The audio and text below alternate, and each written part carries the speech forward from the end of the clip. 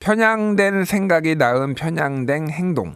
새로운 언론과 미디어 환경에서 나타난 문제들, 그 문제가 드러난 대통령 담화 이야기까지 나눠보겠습니다. 조국혁신당 이혜민 의원 나오셨습니다. 안녕하세요, 의원님. 안녕하십니까. 조국혁신당 이혜민입니다. 예, 지난주 토요일에 네. 가결이 됐잖아요. 네. 그때 국회 분위기 좀 전달해 주세요. 좀 어땠나요? 언론에서 많이 나오지 않는 이야기를 좀 시청자분들께 전달을 하는 게 의미가 있을 것 같은데요. 예. 화요일 정도까지만 해도 사실은 좀 수월하게 가결되지 않을까 이런 사람들 예측이 있었습니다. 여러 곳에서 저도 맞아요. 그랬고요. 하지만 수요일이 넘어가면서 사실 내부에서 제가 느끼기로는 어려울 수도 있겠네 라는 위기감이 생겼었고요. 해서 저는 국민의힘 초선 의원님이 44분이세요. 예. 그래서 44분께 일일이 손으로 편지를 썼어요. 아, 그러셨어요? 네. 물론 마지막에 여기 목부터 손끝까지 마비가 됐는데 아이고. 정말 그만큼 간절했고 예. 용기를 내주시라, 보수의 새로운 미래를 써주시라 이렇게 말씀을 이제는 편지로 다 전했었고요. 당일날은 보통 본회의장 안에서 예. 이제 표결을 하고 나면 의원님들이 3, 3호 모여서 이야기를 나눕니다. 좀 어수선할 수 있죠. 예. 근데 당일날은 혹시 국회 방송으로 보셨는지 모르겠는데 모두 다 자리를 지키고 아무도 이야기를 안 했어요. 이야기를 안 하고 명패함에 명패가 떨어지는 소리가 쿵 그 큰 공간을 울렸거든요. 예. 그게 굉장히 인상이 깊었고 그만큼 모두 다 집중하고 모두 다 간절히 바라면서 아주 긴장을 하고 있었던 상황이었습니다. 예. 가결 이제는 선포를 하실 때 의원실 의장님께서 하실 때 얼굴을 계속 보죠. 의장님 결과를 들고 있으니까. 그러니까요. 예측하기 쉽진 않았는데 괜찮을 것 같은데라는 느낌은 바로 직전에 들기는 했었어요. 가결 이야기가 나오자마자 밖에서는 함성 소리가 들렸는데 안에 있던 국회의원들은 아마 저를 포함해서 모두 이 다음 스텝을 고민을 또 해야겠다. 이 다음 할 일을 하자. 그런 생각을 좀 하고 있었던 것 같습니다. 그렇군요. 아니, 지금은 팔은 괜찮으신 네, 건가요? 네, 괜찮습니다. 밖에 그날 가결된 직후에 기자회견하고 나서 바깥으로 나가서 예. 이제는 시민분들 응원하시는 시민분들 같이 만나서 사진도 찍고 같이 축하하고 그랬거든요. 예. 그러면서 다 풀렸습니다. 50견은 이제 걱정을 하셔야 되는. 그러게요. 예. 하지만 그 간절함은 정말 저는 너무 컸었던 것 같습니다. 예, 알겠습니다. 의원님이 또 그렇게 노력을 해주셔서 한 분이라도 더 마음을 돌리신 분이 있지 않을까 그런 생각도 그렇죠. 들고요. 바깥에서는 이제 안에 집중하시느라고 바깥의 상황을 보지는 못하셨겠지만은 그 사진으로 보면은 어마어마하게 많은 인파들이 이렇게 왔고 특히 이제 2030 젊은 분들이 굉장히 많이 왔고 또 형광봉이라고 해야 되나요? 이런 응원봉. 것들 응원봉. 예. 저는 B2B에 멜로디 나팔봉을 들고 나갔습니다. 그러셨군요. 네. 예. 그래서 본인이 굉장히 애지중지하는 것들을 집에서 하나씩 꺼내와 가지고 이렇게 했단 말이에요. 그러니까 응원이라기보다는 집회에 참가해서 구호도 외치고 노래도 그렇죠. 했단 말이에요. 의원님은 좀 이거를 어떻게 보셨습니까? 의원님이 구글에서 근무를 네. 하셨잖아요. 구글 네. 본사에서. 그래서 얼마나 미국에 오래 계셨던 거 아닌가요? 저는 2번의 이민을 갔었는데 예. 지난번 촛불 집회까지는 중간에 살았었습니다. 그러셨구나. 그래서 촛불 집회를 겪었고 이번에 응원봉 집회라고 말을 하고 싶은데 예. 이번에 겪으면서 외신에서 평가하기를 대한민국은 가장 나라가 어두울 때 집에서 가장 본인이 생각하는 밝은 빛을 들고 나온다. 그 평이 와닿았는데요. 외신에서 그렇게 네. 했나요? 그래서 응원봉을 들고 나온 특히 이제 젊은 분들이 촛불불만 꺼진다지만 응원봉은 꺼지지 않고 가장 본인이 소중한 빛인 거예요. 예. 그 빛을 꺼내 들고 나와서 같이 함께 외쳐주시는 걸 보면서 그때 사실은 국민의힘 여당 분들도 그걸 보면서 마음을 많이 돌렸다라고 생각을 하거든요. 저는 예. 실질적으로. 그래서 결국에는 국민이 이뤄낸 성과가 아닌가 그렇게 생각을 합니다. 그렇군요. 국난이 있을 때마다 이혜민 의원님이 오셔서 국난에 수습하신 건지 아니면은 어쩐지 모르겠으나 국난을 더 겪게 안 하고 싶죠. 사실은 이렇게 국난을 만들어서 겪는 내부에서 외부의 네. 침공이 아니라 내부에서 국난을 만들어내는 경우도 많지는 않을 것 같아요. 하지만 국난 극복의 역사인 것 같고 저는 언제나 생각하기를 어느 순간 역사가 후퇴하는 것처럼 느껴지지만 사실은 그걸 힘으로 해서 반동해서 이제 개구리가 뛰기 위해서 움츠리는 것처럼 길게 봤을 때 역사 수레바퀴는 앞으로 간다라고 믿는 사람이거든요. 예. 이번에 보여준 모습도 그렇다고 생각합니다. 예, 역사의 수레바퀴가 앞으로 간다. 이렇게 말씀해 주셨는데 토요일에 윤석열 대통령 대국민 담화 그 전에 했었던 거는 좀 굉장히 본인이 왜 이제 계엄을 선포할 수밖에 없었나 부정선거 음모론에 대해서도 얘기를 하고 뭐 여러 가지 야당의 폭권 윤석열 대통령의 주장에 따르면 이런 것들을 얘기를 하면서 한동훈 대표의 표현에 따르면 거의 내란의 자백 수준이었다라는 게 그거였고 토요일은 조금 더 좀 차분해지기는 했어요. 근데 네. 결코 포기하지 않겠다. 라는 끝까지. 표현들을 끝까지 네. 예, 포기하지 않겠다 이런 표현들을 썼거든요. 그 탄핵 가결 이후의 대통령의 담화는 어떻게 보셨습니까? 다른 또 노무현 대통령이나 박근혜 대통령은 간담회 형식으로 이렇게 했었는데 그렇죠. 말씀하신 대로 간담회 형식을 했다는 이제 취했다는 것은 결국엔 질의 응답을 받았다라는 건데 뭐 노무현 대통령이야 워낙에 각본 없는 질의응답으로 유명하신 분이고 탄핵 상태에서 탄핵 직무정지된 상태에서 박근혜 전 대통령 같은 경우는 본인이 가장 편안한 채널에 나가서 또 이제 본인의 의견을 피력을 하면서 얼마나 억울한지 이런 이야기를 했던 걸로 저는 기억을 하고 있어요. 예.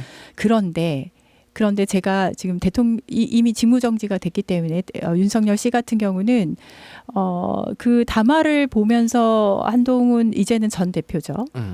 국민의힘 전 대표도 자백 아니냐 이렇게 이야기할 정도였고 많은 분들은 사실 그건 굉장히 순화된 이야기였고 정신적으로 문제 있는 거 아니냐 그런 이야기가 굉장히 많았고요. 저는 하지만 이 사람의 검사 출신이라는 것을 우리가 상기할 필요가 있다라는 생각을 했습니다. 말도 안 되는 이야기들의 나열이었었지만 예. 사실은 가만히 들어보면은 법정에 가서 본인을 변호할 아이템들을 쭉 늘어났었던 것 같아요. 그런 예. 의도가 있었다고 보고 예를 들면은 우원식 국회의장님도 언급을 했었던 정치인 체포 지시 이런 것들, 그러니까 내란죄에 해당되는 것들은 아예 입에 올리지 않고서 예. 교묘하게 비상계엄이 통치행위다라고 얘기를 했어요.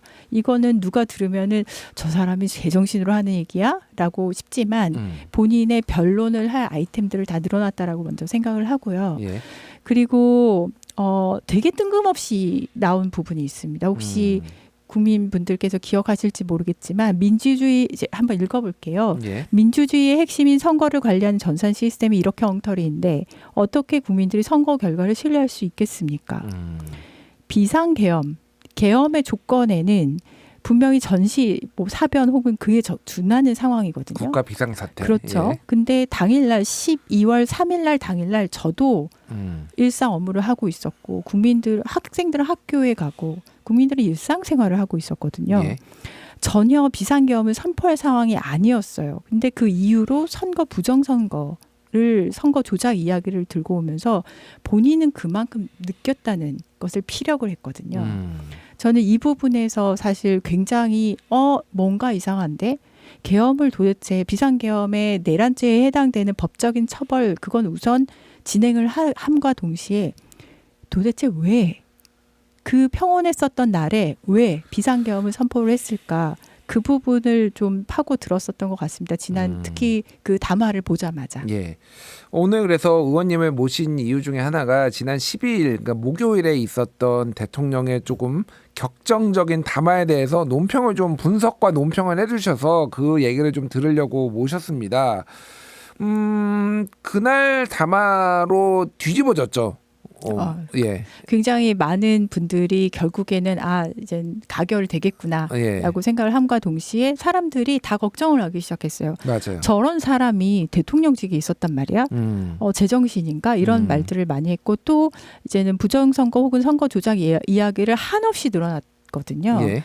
해서 이 직을 수행을 하고 있었던 사람이 저렇게 부정선거에 대해서 그 세계관에 푹 빠져 있나? 그리고 내놓는 단어가 되게 흥미로웠어요. 예. 내놓는 단어가 반국가 세력, 여론 조작, 부정선거, 선거 조작, 혹은 계엄령으로 밀어버려 이런 이야기들이 나오는데 모르겠습니다. 이분이 명태균 게이트도 이제 따로 진행이 되고 있잖아요. 예. 명태균 씨와의 인연 때문에 더더욱이나 부정선거나 이런 음모론에 굉장히 집착을 하는지는 모르겠지만 그거는 자연인일 땐 그럴 수 있다고 쳐도 대통령이라는 가장 높은 권한을 행하고 있는 사람이 그런 확증 편향이라고 얘기할 수 있는 어떤 극우 유튜버들의 일부 극우 유튜버들이 내뱉는 말들과 똑같은 말을 계엄을 선포한 이유로 가져왔다는 것은 굉장히 놀라운 일인 것 같습니다. 이건 아마 전 세계적으로 이럴 일이 없을 것 같아요. 그러니까요. 그러니까 의원님이 말씀하시는 게 그런 단어들 방금 언급해 주셨던 반국가 세력, 여론조작, 부정선거 이게 극우 유튜버들의 채널에서 자주 등장하는 거다. 그래서 이제 논리적으로 좀 분석을 해보자면은 대통령이 평소에도 극우 유튜버를 많이 봤다라는 게 전원으로 알려졌는데 아름아름 있었는데 그게 사실상 확인된 거 아니냐 뭐 이런 거거든요. 맞습니다. 그리고 최근에 나온 보도에 의하면은 방첩사 1처장이 여인형 방첩 사령관이 계엄 전에 극우 유튜버 자료를 모아달라고 지시를 했고 계엄 해제 후에는 오해 살 만한 자료 정리하라는 지시를 했다라고 지금 언론 보도가 나오고 있어요. 이거는 사실은 또 증거 인멸일 수도 있거든요. 그런데 다시 우리의 이 극우 유튜버 부분으로 가보자고 한다면은 이분이 굉장히 강하게 어떤 극우 유튜버들이 만들어 놓은 가상의 세계에 갇힌 사람이 아니었나. 아주 위험한 상태에서 국군 통수권이라는 자리에 있지 않았나 그런 생각을 해봅니다. 오랫동안 반국가 세력이라는 표현은 계속 써왔어요. 3.1절에도 쓰고 8.15 때도 쓰고 사실 그때도 이제 이게 부적절하다라고 얘기하고 사람들이 기자들이 언론에서 야당을 지칭하는 거냐라고 하니까 또 야당을 지칭한 건 아니다라고 입장이 나오고 이게 계속 반복이 됐는데 사실상 지금 돌이켜보니까 그게 모두가 야당을 지칭한 거였구나. 뭐 민주당 포함해서 조국혁신당 포함해서 다 여기를 지칭한 거였구나라는 게 이제 추론이 되는 건데 그러니까 뭐 흔치는 않은 것 같아요. 다른 나라에도 이렇게 유튜브를 우리나라가 조금 이게 정치 유튜브, 시사 유튜브가 좀 발달한 것도 원인이 하나가 있는 것 같은데 대통령이 이렇게 직접적으로 이렇게 시청을 하고 그게 직접적으로 국정에 반영되는 거는 흔치가 않은 것 같은데 그 원인을 의원님 좀 어떻게 보십니까? 우선 원인을 분석하기 전에 사실 저는 미국에 한 사람 또 있다고 생각을 하긴 합니다. 트럼프가 있죠. 트럼프 당선인이요? 그 트위터 지금의 X죠. 굉장히 소셜미디어 활동을 많이 하는데 트럼프 같은 경우는 결이 좀 다릅니다. 제가 지금 말씀드린 우리나라의 윤석열 씨와 굉장히 다른 부분인데 트럼프 같은 경우는 본인이 아젠다 세팅을 해요. 그걸 일으키죠. 그런데 윤석열 씨 같은 경우는 완전히 반대입니다. 어떤 사람들이 만들어 놓은 것을 먼저 구독하기 시작을 하면서 그 안에서 계속 갇혀서 본인이 능동적으로 무슨 정보를 찾아본다는 것이 아니라 굉장히 수동적으로 추천 알고리즘이 계속해서 들이미는 것에 계속 빠져 있는 거죠. 아주 나태한 케이스인데 보통 추천 동영상이라는 것은 알고리즘은 사실 자체는 죄가 없습니다. 굉장히 가치 중립적으로 만들어진다거나 아니면 사용자 편의를 위해서 만들어져요. 추천 동영상도 그렇고 추천 아이템도 그렇고 어떤 서비스에서는 맞춤형 서비스라는 이제는 이름으로 보통 사람이 가장 편하게 사용할 수 있도록 가장 너에게 맞는 것을 해줄게. 이렇게 개발이 처음에는 됐어요. 처음엔 그렇게 됐으나 그게 가정이 있습니다. 사용하는 사람이 어느 정도는 능동적이고 어느 정도는 수동적으로 적절하게 밸런싱이 일어날 것을 가정을 하고 이 알고리즘이 만들어졌지 거의 대부분의 경우 떠먹여주는 것만 보는 지금 윤석열 씨 같은 그런 케이스가 될 거라고는 생각을 처음에는 못했을 것 같아요. 그걸 깨려면은 사실은 본인이 굉장히 적극적으로 능동적으로 무엇인가를 검색을 해본다거나 새로운 무슨 뭐 양자 컴퓨터 이런 것이 나왔을 때 양자 컴퓨터를 검색을 해본다거나 예. 이런 식으로 해서 알고리즘에 나에 대해서 학습할 수 있는 기회를 더 주는 쪽으로 갔었어야 되는데 좀 더 능동적으로 사용을 하게 했었어야 되는데 극우 유튜버들이 내보는 말들에 계속 그 안에서 갇혀서 주는 이야기를 수동적으로만 받다 보니까 그 안에서 이제는 계속 증폭이 되는 거죠. 예. 해서 필터 버블이라고 보통 많이들 말씀을 하시는데 그 필터 안에 갇혀서 그 버블 안에 사는 거예요. 그런 사람이 일반인일 수는 있습니다. 보통 이런 경우에는 디지털 리터러시, 미디어 리터러시 혹은 요즘은 알고리즘에 AI가 들어가기 때문에 AI 리터러시라고 해서 이거는 저쪽 서비스에서 이렇게 만들어주는 거야 라는 걸 인지를 한 상태로 사용을 하는 것을 권하는데 예. 리터러시를 올립시다 하는데 일반 자연인이라기보다는 이 사람은 대통령직을 수행하고 있었잖아요. 그렇죠. 네. 지금 아마 지난주인가 언제 평가가 11% 지지도가 11% 이렇게 나왔던 것 같은데 예. 11%만의 대통령이 아닌 거예요.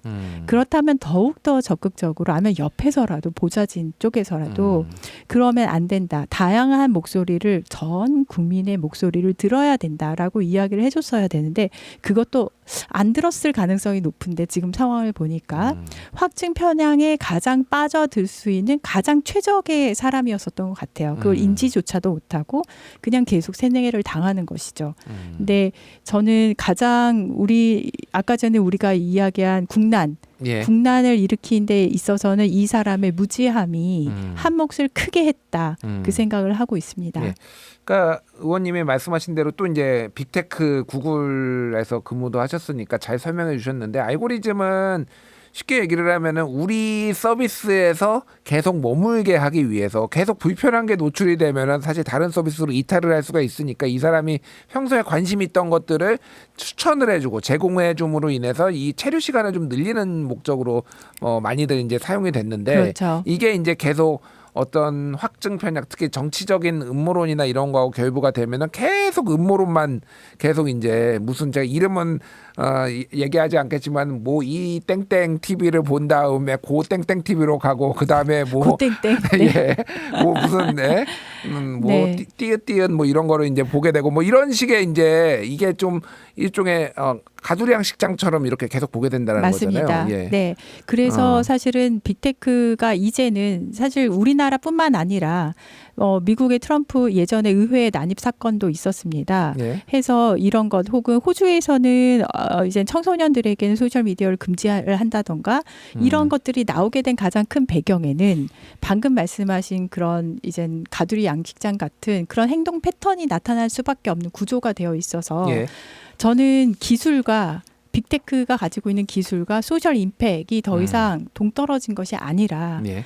기술을 가진 쪽에서 소셜 임팩을 고려한 서비스를 제공을 해야 된다. 1차적으로.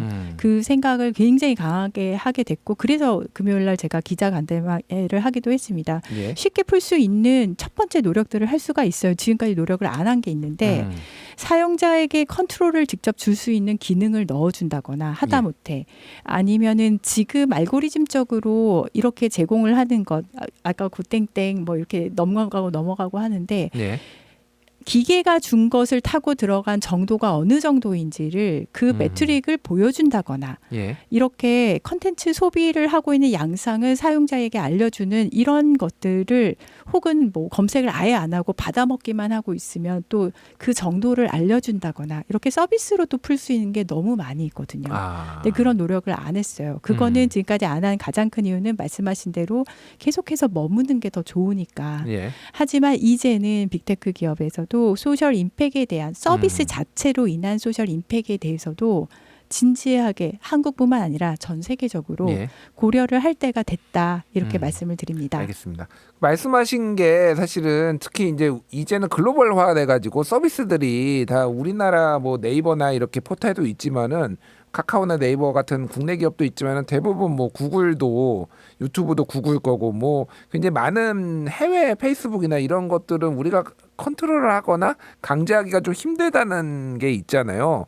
근데 의원님이 말씀하신 거 특히 유튜브는 특히 근무하셨던 구글에서 한 거라서 이런 것들을 뭐 이렇게 권유하거나 하게 할 수가 한국만 또 특별히 뭐 조치를 하게 하거나 그런 게 가능한 건가요? 저는 한국만 조치를 하게 하는 것은 지금 여기에 대한 안 좋은 케이스들이 전 세계적으로 막 발견이 되고 있는 상황에서 한국만 고쳐주세요는 말이 안 될 것 같고요. 예. 이 예제, 이 극단적인 예제, 유혈 사태로 전국이 난리가 날 뻔한 민주주의를 파괴할 뻔한 이 예제를 가지고 전 세계적으로 뭐 유튜브뿐만 아니라 소셜 미디어 혹은 미디어를 다루고 있는 빅테크 기업에서는 또 AI도 마찬가지고요.